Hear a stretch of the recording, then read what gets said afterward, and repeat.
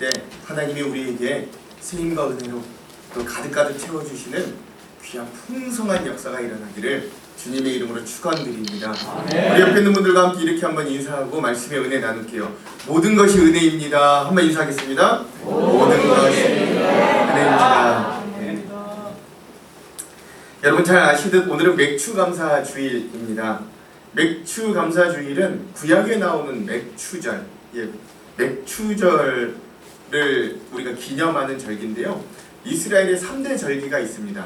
유월절, 맥추절, 초막절, 이렇게 3대 절기가 있는데요. 그 중에 하나가 바로 이 맥추절입니다.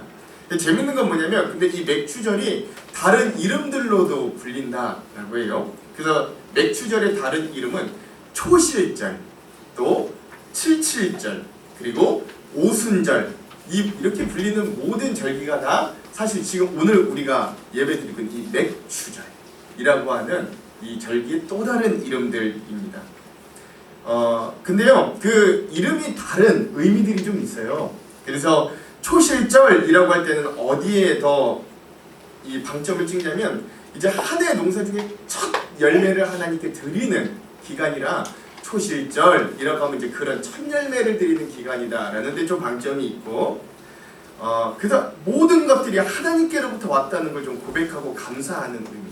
둘째는 오늘 우리가 지내는 것처럼 맥추절이라고 하는 의미에는 감사의 의미가 있습니다. 그래서 보리와 밀을 추수한 이후에 하나님께 감사를 드리는 것. 그래서 저는 한 번도 겪어보지 못했습니다만 여러분들 중에 많은 분들이 보릿고개를 경험하셨을 거예요. 그렇죠? 예. 아니신가요? 보릿고개 별로 없으신가요?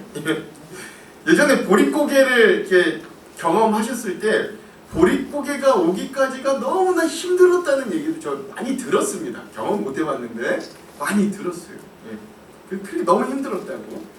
그러다 이 보리를 추수하면 그게 얼마나 기뻤던지, 그래서 그런 절기의 감사, 그런 감사의 내용이 맥추절의 감사의 내용과 맞닿아 있다라고도 할 수 있어요. 셋째로는 칠칠절입니다.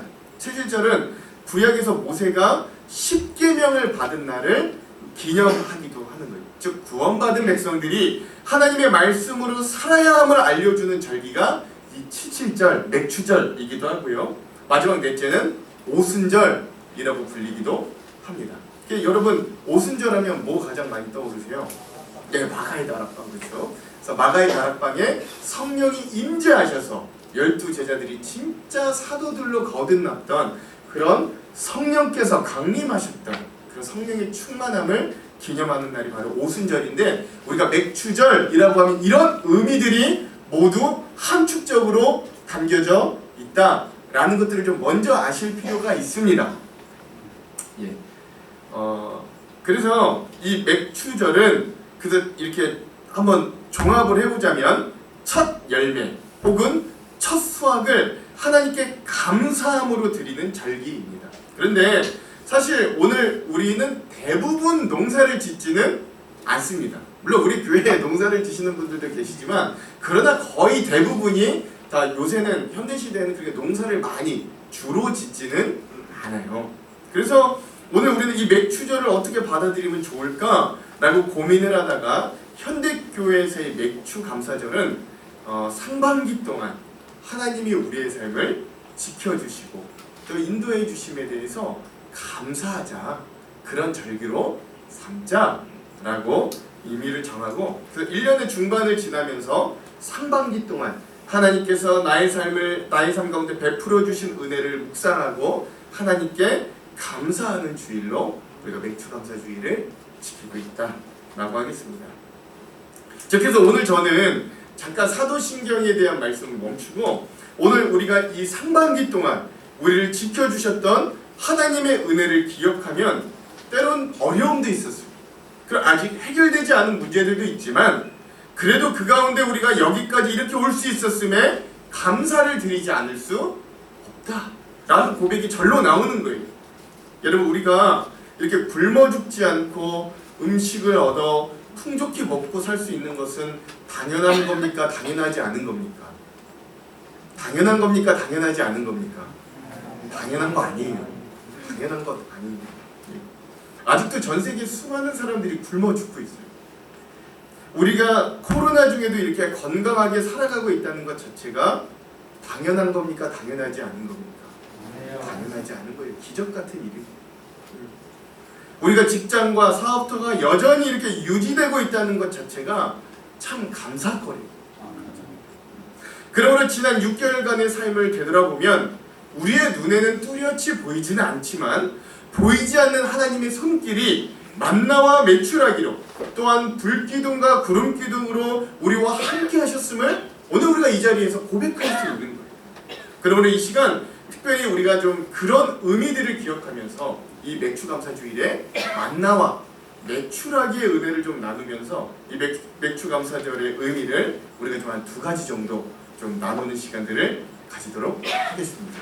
자, 그럼 먼저 첫 번째, 첫 번째, 우리가 이 맥추감사절을 기억하면 또 만나와 메추라기를 좀 묵상하면서 뭘 기억해야 되냐면 자신의 자녀들을 굶기지 않으시는 하나님의 만나를 기억할 수 있어야 됩니다. 그렇죠?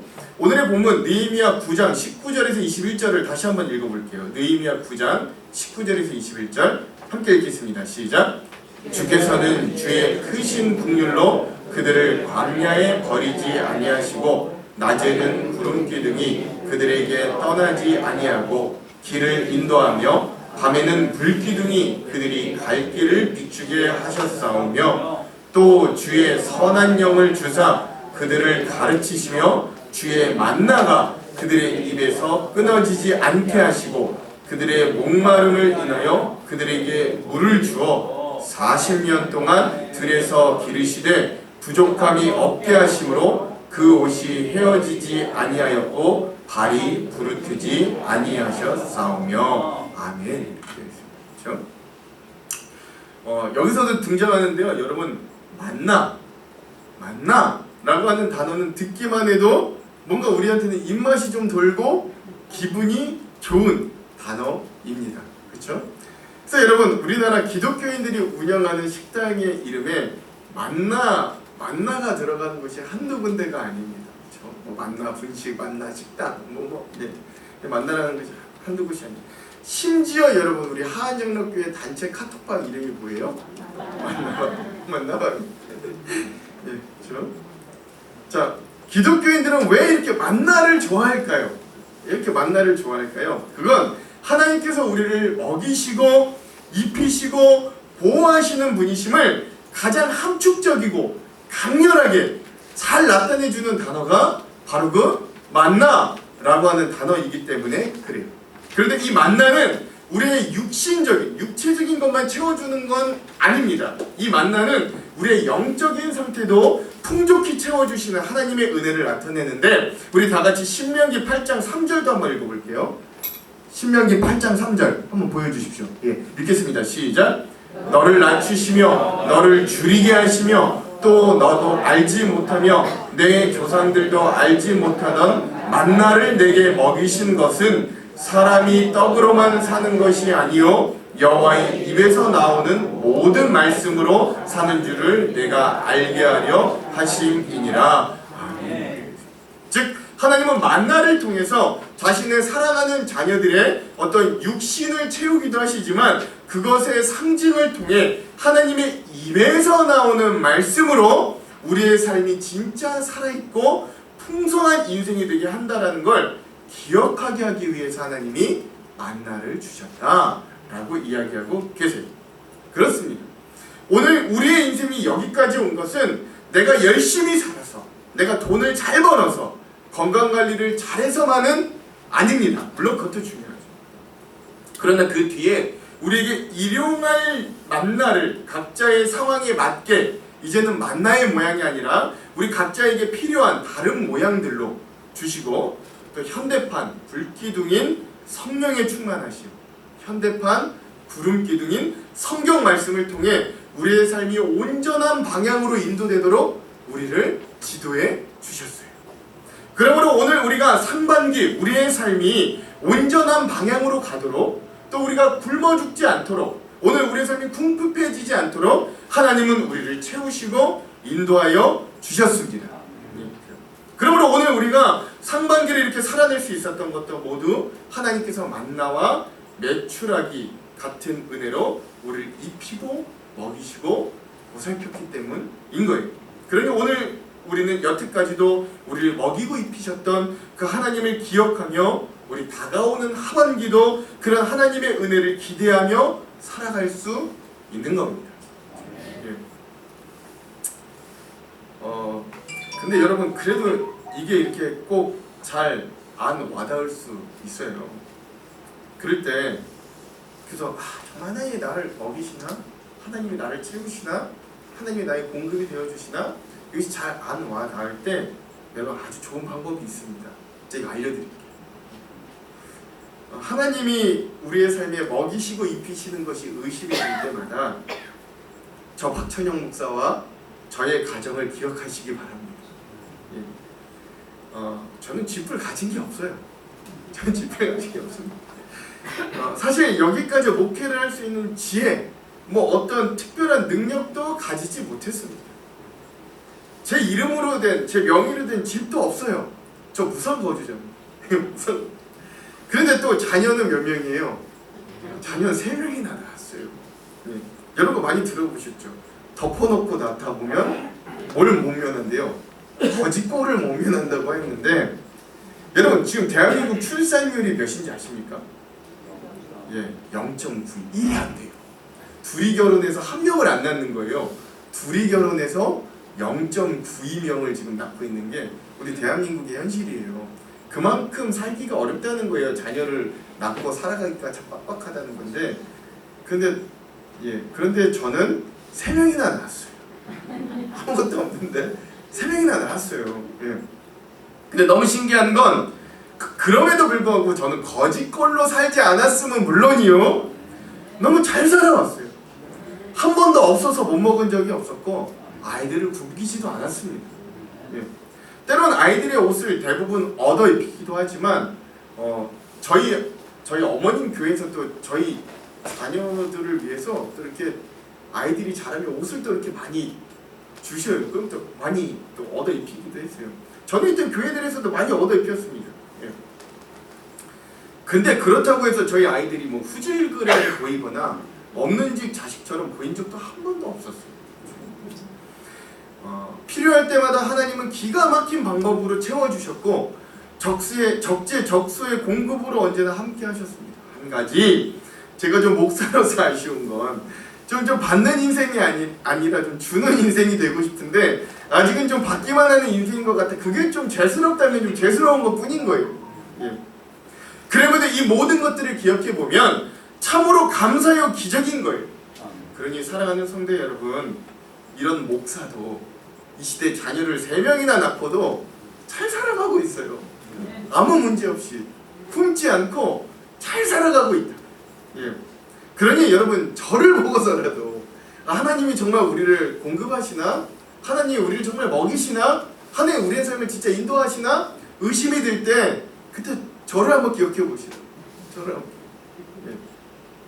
이런 목사도 이 시대 자녀를 3명이나 낳고도 아무 문제 없이 잘 살아가고 있어요. 예. 그러니 저를 보시고 여러분, 하나님은 정말 자신의 백성을 먹이시고 살피시는구나를 꼭 기억하시기 바랍니다. 예. 근데 사실 여러분 이 고백이 저만의 고백은 아니라고 저는 믿습니다. 예, 그래요. 우리가 곰곰이 지난 날을 되돌아보면 사실 내 욕망과 기준이 턱없이 높아서 그렇지 하나님께서는 그동안도 내가 필요한 것들을 빠짐없이 그때그때 항상 채워주고 계셨어요. 예. 즉 우리가 고백하는 하나님은 우리의 삶을 어련히 채우시는 하나님이셨다라는 것들을 우리가 좀 고백할 수 있습니다. 여러분 제가 어련히라는 것의 사전적인 뜻을 찾아봤더니요, 이런 뜻이 있대요. 따로 정하지 아니하여도 잘 될 것이 명백하거나 뚜렷하게 라고 하는 것이 어련히라는 뜻이라고 합니다. 그래서 만나라는 건 뭐냐면 어련히 채우시는 하나님을 정확하게 표현하는 단어다 라고 할 수 있는 거예요. 무슨 하나님? 어련히 채우신 하나님, 어련히 채우신 하나님. 예. 그러니 앞으로 우리가 이것들을 기억하며 올 하반기에도 여전히 어련히 이 만나를 우리에게 내려주실 하나님을 기대할 수 있는 저와 여러분 되길 주님의 이름으로 축원드립니다. 그리고 그 마음으로 오늘 감사하고 또 앞으로 주실 것을 이미 받은 줄로 알고 소망과 기대를 품을 수 있는 저와 여러분 되시길, 그런 하반기의 삶이 되시길 주님의 이름으로 축원드립니다. 우리 옆에 있는 분들과 함께 이렇게 한번 인사할게요. 하나님께서는 어련히 채우십니다. 그러니 걱정하지 맙시다. 시작. 하나님께서는 어련히 채우십니다. 그러니 걱정하지 맙시다. 아멘. 여러분, 의심이 들 때 누굴 기억하라고요? 저를. 저도 기억하지. 하나님도 기억하고 저도 목사님도 사시는데 기억하고. 자, 둘째 의미는요, 욕심을 징계하시는 하나님의 사랑의 매를 상징하는 메추라기도 기억할 수 있어요. 만나만 기억하는 게 우리 만나 메추라기 하잖아요. 이 메추라기도 좀 기억할 수 있어요. 만나만 있는 게 아니에요. 메추라기도 있습니다. 사실 우리가요, 이 만나와 메추라기 할 때 그 메추라기 하면 어떤 이미지로 그냥 떠오르냐면, 만나는 약간 밥과 같은 주식 같고, 그 다음에 메추라기는 꼭 특식 같은 그런 보너스 같은 느낌이 좀 들기도 합니다. 사실 그래요. 만나와 메추라기 하면 그런 느낌이 들어요. 그러나 사실 성경에서 이야기하는 메추라기는 좀 생각보다 긍정적인 의미보다는 약간 경계할 수 있는 의미를 담고 있습니다. 이 메추라기 사건이요, 성경에 부각된 곳이 민수기 11장이에요. 그런데 이 메추라기 사건의 시작이 이런 발단으로 시작됐는데, 다같이 민수기 11장 4절을 한번 읽어볼게요. 읽겠습니다. 시작. 그들 중에 섞여 사는 다른 인종들이 탐욕을 품으며 이스라엘 자손도 다시 울며 이르되 누가 우리에게 고기를 주어 먹게 하랴. 여러분 생각해 보십시오. 사막 가운데, 광야 가운데 만나가 내려서 굶어 죽지 않는 것 자체가 당연한 게 아니라 뭐예요? 기적과 은혜인 거예요. 누구도 그렇게 사막에서 살았던 사람들이 없었어요. 이스라엘 백성들은 그런데 이 은혜를 당연히 여기기 시작했고, 그들은 고기를 달라고 불평하였던 거예요. 심지어 이들은 고기가 너무 먹고 싶어서 이 말씀을 찾아보면 뭐라고 하냐면 울면서 불평했대요. 울면서 고기 먹고 싶어요. 그냥 그런 게 아니고 울면서 고기가 먹고 싶어요. 울면서 불평했다가 한 3번을 나와요. 이 11장에 보면 대단하다. 어른들이 대단하다. 그러자 하나님은 이 만나가 진리다고 한 이들에게 바람을 통해서 메추라기를 아주 때로 몰아줍니다. 이스라엘 백성들이 있는 광야에 메추라기가 가득 이제 쌓이기 시작했어요. 메추라기가. 그러자 이 울면서 그 고기 맛을 그리워했던, 그 고기 맛에 환장해 있던 이 이스라엘 백성들이 신이 나가지고 그 메추라기를 가득 모으는 겁니다. 성경에 보면 뭐라고 나와있냐면, 최소로 모았던 사람이 10홉인가 엄청나게 막 이 고기들을 모으는 거예요. 자, 여기까지 들으면 어떠세요? 하나님은 만나뿐만 아니라 우리의 욕망대로 때론 징징대면 결국 하나님이 다 두 손 들고 우리의 욕망을 다 채워주시는 분 같지 않으십니까? 저 여기까지 들으면 그렇지 않나요? 지금까지 이야기는 그런데 곧 반전이 시작됩니다. 다같이 민수기 11장 33절 34절을 한번 읽어볼게요. 읽겠습니다. 시작. 고기가 아직 이 사이에 있어 씹히기 전에 여호와께서 백성에 대하여 진노하사 심히 큰 재앙으로 치셨으므로 그곳 이름을 기브롯 핫다와라 불렀으니 욕심을 낸 백성을 거기 장사이었더라. 이스라엘 백성들은 이 일이 일어나기 직전까지 이제 자신들의 욕망이 다 이루어진 줄 알았어요. 고기도 두둑히 모아들였습니다. 그리고 드디어 이 고기를 씹고 뜯고 즐기려고 할 때 고기, 요 말씀에 보니까 뭐라 그래요? 고기가 아직 이 사이에 뭐하기도 전에 씹히기도 전에. 가장 중요한 거 뭐예요? 이거 고기를 가장 많이 모아두는 게 중요합니까? 씹어서 맛보는 게 가장 중요합니까? 씹어서 맛보는 게 사실 가장 중요한 거잖아요. 모아들여 뭐예요? 먹으려고 하는 거잖아요. 근데 이들이 많이 모아들여서 이에 씹기 전에 하나님의 큰 재앙이 이들을 쳐서 결국 탐욕과 불평을 부린 자들이 장사되는, 죽게 되는 일들이 벌어지는 거예요. 즉 만나는 그야말로 하나님의 온전하신 채우심과 먹이심을 의미하지만 한편 우리가 매출하기는 그런 의미보다는 인간들의 탐욕을 징계하시고 경계하시는 하나님의 모습을 동시에 보여준다라고 할 수 있는 것이죠. 그래서 우리가 만나와 매출하기라고 할 때 일반식도 주시고 특식도 주시고, 즉 주급도 주시지만 보너스도 주시는 하나님을 기억할 게 아니라, 물론 하나님은 그렇게도 하시는데 하나님께서 일용하게 주신 것을 만나를 통해 감사하지만, 그렇다고 해서 우리가 너무 욕심을 부리지 말아야 할 것을 매출하기를 통해 함께 깨달을 수 있는 거예요. 이 두 개가 동시에 그런 의미들을 우리들에게 내포하고 있다라고 할 수 있는 거죠. 10년 전 대한민국 교회에 이렇게 설문조사를 했거든요. 딱 그 10년 전 대한민국 성도들이 가장 좋아했던 찬양 1위였던 곡이 있는데 그 곡 제목이 주님 한 분만으로 나는 만족해였습니다. 왜 그럴까요? 오늘 우리는 입으로 감사한다, 만족한다 하면서도 진심으로는 항상 부족하다, 뭔가 더 좀 있었으면 좋겠다, 더 이런 것들을 외치고 있었기 때문이 아니었을까 저는 생각이 듭니다. 여러분, 제가 지지난주 수요일에 세미나를 다녀왔거든요. 근데 세미나를 진행하시던 강사 목사님이 제가 바로 직전 교회에서 섬겼던 그 영신교회 담임 목사님이셨는데, 이 목사님이 어떤 분이냐면 30년 동안 두 교회를 담임 목회로 섬기셨어요. 한 교회는 양평에 있는 교회인데 한 200명 정도 되는 교회 열심히 목회하셔서 한 1000명 정도로 가까이 부흥시키셨고, 또 제가 직접 같이 섬겼던 영신교회도 한 1000여 명 정도가 되는 교회를 한 20여 년간 목회를 하셨던 분이셨습니다. 그런데 이분이 그런 자기의 어떤 목회 여정 지난날을 돌아보고 나니까 정말 진심으로 자기가 목회를 한 적이 없었던 것 같다라고 저희 부교육자들 앞에서 고백을 하시는 거예요.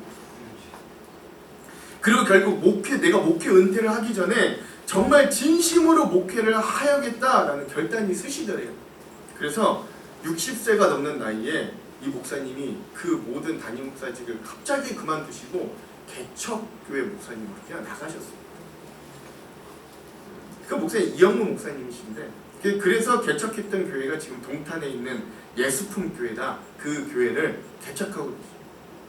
이 목사님께서 갑자기 사임을 하시는 바람에 저도 원래는 거기 영신교회에 오래 정착하고 있으려고 했는데 그것을 계기로 우리 교회로 오게 되기도 했던 거예요. 그런 일들이 이렇게 있어요. 근데 이제 강의 중에 그 목사님이 이런 간증을 하세요.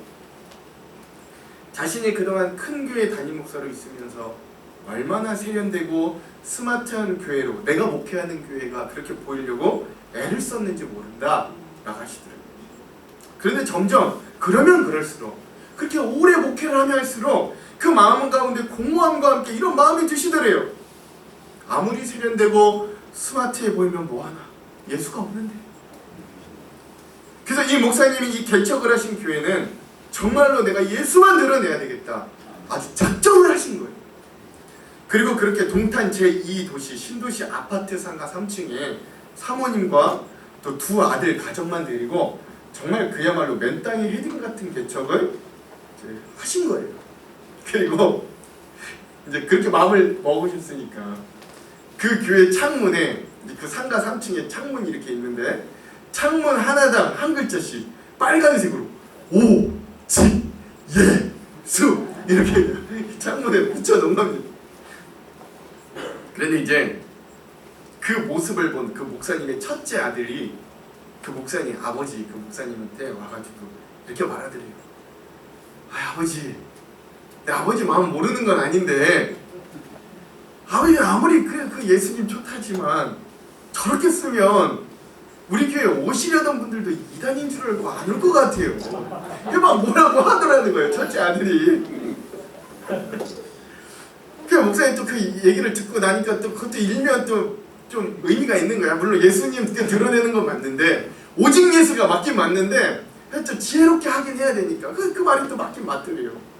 그래서 고민을 하다가, 나 정말 예수님이면 다인 목회를 좀 마지막으로 하고 싶은데, 더 이상은 세련되고 스마트하지 않아도 정말 예수님만 전하고 싶은데 라고 고민하다가 그 이제 고안해낸 방법이 이 오직 예수는 떼어냈는데 그 교회에 현수막을 붙여놓는, 뭐라고 현수막을 붙여놨느냐? 우리 교회는 예수님 한 분만으로 만족합니다. 이 문구를 현수막으로 만들어서 붙여놓은 거예요. 그런데 마침 그 아파트에 이 국민일보에서 간부 생활을 하시고 또 여의도 순복음교회를 섬기시던 한 집사님이 은퇴를 하시고 그 동탄 제2도 그 아파트로 같이 딱 이사를 오신 거예요. 근데 그 집사님이 그 집을 나서다가 그 이영문 목사님 교회 3층에 그 예수품교회에서 걸어놓았던 그 현수막 문구, 우리 교회는 예수님 한 분만으로 만족합니다 라는 문구가 그렇게 다가오시더래요. 그 문구가. 나는 그동안 대한민국, 아니 세계에서 가장 큰 교회를 섬기면서도 대한민국에서 그래도 어느 정도 이름이 있는 신문사를 다니면서도 내가 얻었었던 것들에 정말로 하나님 앞에 감사했는가? 그리고 정말 예수님 한 분만으로 나는 만족했는가?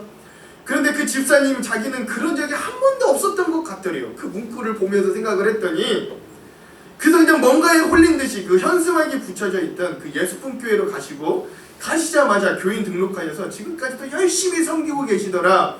이런 간증을 이 목사님은 하시는 거예요. 저는 오늘 우리가 이 매출하기를 묵상하면서 좀 이런 의미를 되새겼으면 좋겠습니다.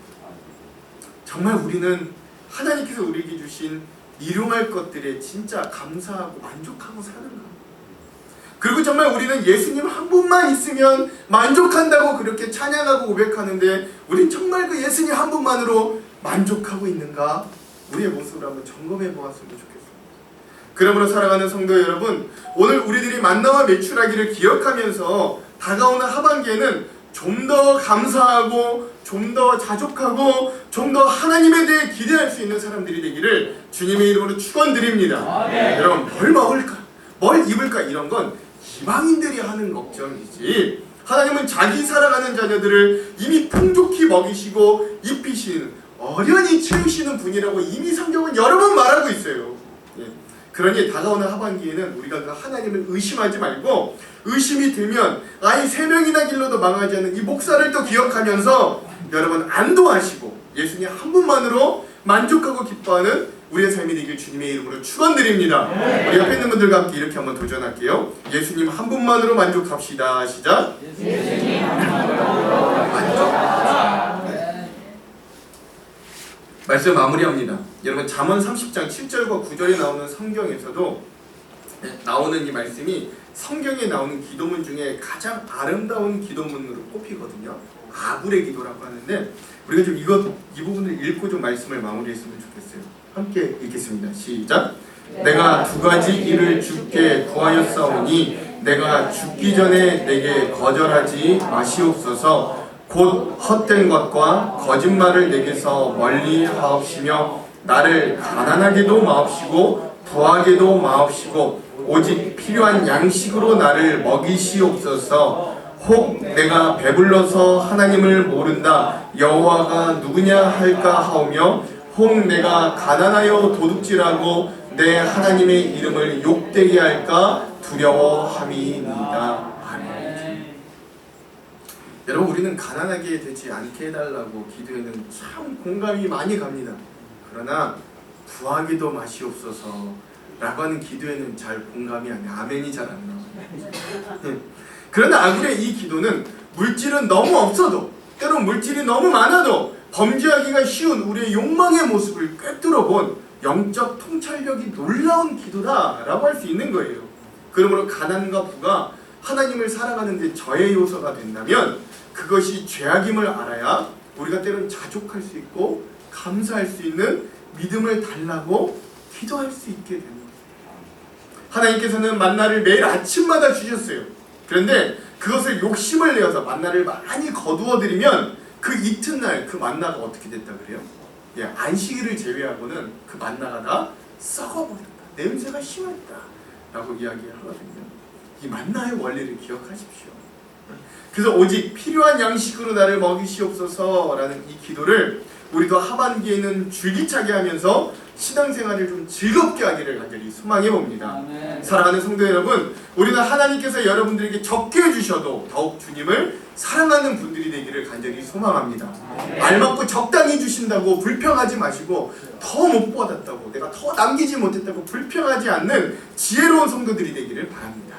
그리고 바울 사도처럼 부할 때든 가난할 때든 일체의 비결을 배울 수 있기도 소망합니다. 그러므로 우리가 좀 이렇게 한번 기도했으면 좋겠어요. 한번 저를 따라해 봅시다. 나의 사업과 나의 직장과 나의 가정을 통하여 주님의 영광이 드러나도록 축복하여 주옵소서. 나의 건강과 나의 사업과 나의 주머니가 주님을 위하여 쓰여지도록 인도하여 주옵소서. 주여 나는 주의 것입니다. 때론 예수님 한 분밖에 보이지 않아도 만족하고 기뻐할 수 있는 믿음을 주시옵소서.